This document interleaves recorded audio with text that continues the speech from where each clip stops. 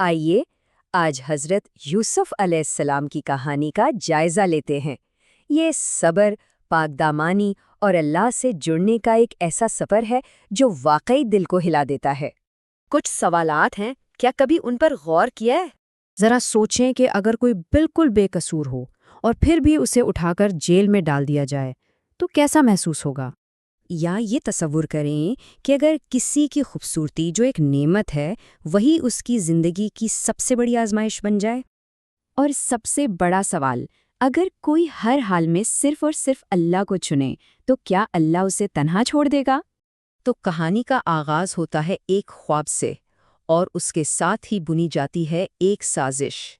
حضرت یوسف علیہ السلام نے بچپن میں ایک بہت ہی غیر معمولی خواب دیکھا کہ 11 ستارے، سورج اور چاند سب انہیں سجدہ کر رہے ہیں۔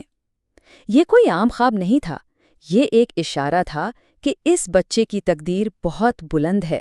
جب یہ خواب انہوں نے اپنے والد حضرت یعقوب علیہ السلام کو سنایا تو وہ فوراً اس میں چھپی الہی نشانی کو سمجھ گئے۔ لیکن دوسری طرف جب بھائیوں کو اس کا علم ہوا تو ان کے دلوں میں حسد کی آگ بھڑک اٹھی، اور بس یہیں سے شروع ہوتا ہے آزمائشوں کا وہ گہرا اور مشکل سفر۔ بھائیوں نے دھوکے سے انہیں ساتھ لے جا کر ایک اندھیرے سنسان کنویں میں پھینک دیا۔ سوچیں ذرا، ایک بچہ بالکل اکیلا، اور دھوکا بھی کس سے ملا؟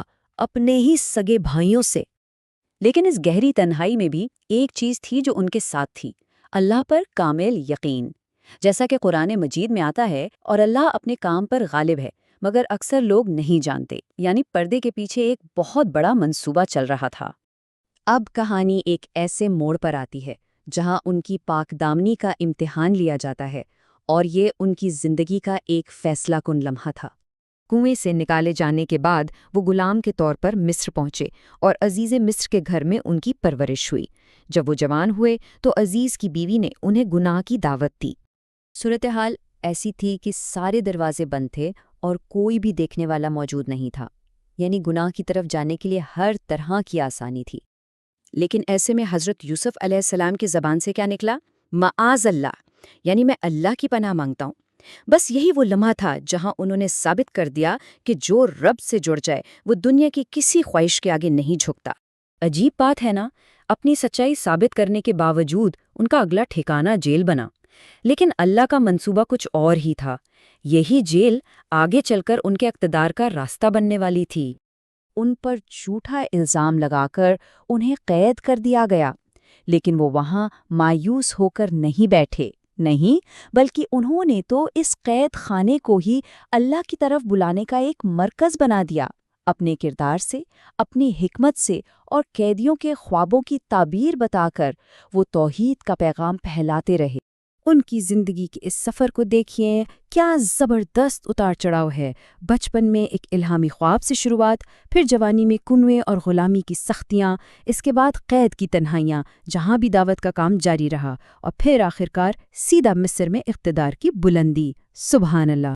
پھر وہ وقت آیا جب بادشاہ کے ایک خواب کی صحیح تعبیر بتا کر انہوں نے پورے ملک کو ایک بڑے قحط سے بچانے کا منصوبہ پیش کیا، اور اس کا نتیجہ کیا نکلا؟ وہی یوسف جو کبھی قیدی تھے آج مصر کے خزانوں کے نگران بنا دیے گئے، اور آخرکار اتنے سالوں کے صبر کا انعام ملنے کا وقت آ گیا۔ کہانی اپنے خوبصورت انجام کو پہنچ رہی تھی۔ سالوں بعد وہی بھائی ان کے سامنے لاچار اور شرمندہ کھڑے تھے، لیکن حضرت یوسف کا ظرف دیکھیں، انہوں نے بدلہ نہیں لیا، بلکہ فرمایا، جاؤ، آج تم پر کوئی ملامت نہیں۔ یہ معافی کی ایک ایسی مثال ہے جو رہتی دنیا تک قائم رہے گی۔ اور پھر وہ منظر بھی آیا جب ان کے والدین اور بھائیوں نے ان کے سامنے جھک کر تعظیم پیش کی، اور بچپن کا وہ خواب حرف بحرف سچ ہو گیا، اللہ کا وعدہ پورا ہو کر رہا۔ تو اس پورے سفر سے ہمیں کچھ بہت اہم سبق ملتے ہیں۔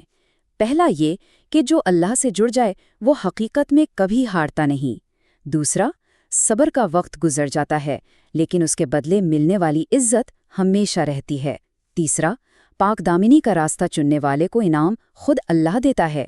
اور چوتھا، ہر آزمائش اور ہر مشکل اللہ کے کسی بڑے اور بہترین منصوبے کا حصہ ہو سکتی ہے۔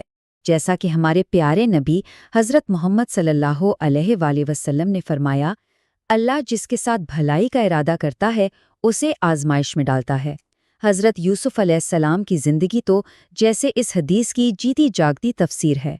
ہر موڑ پر، ہر مشکل میں، ہر آزمائش میں حضرت یوسف علیہ السلام نے صرف اپنے رب کو چنا۔ سوچنے کی بات یہ ہے کہ جب زندگی میں انتخاب کا موقع آتا ہے تو انسان کسے چنتا ہے؟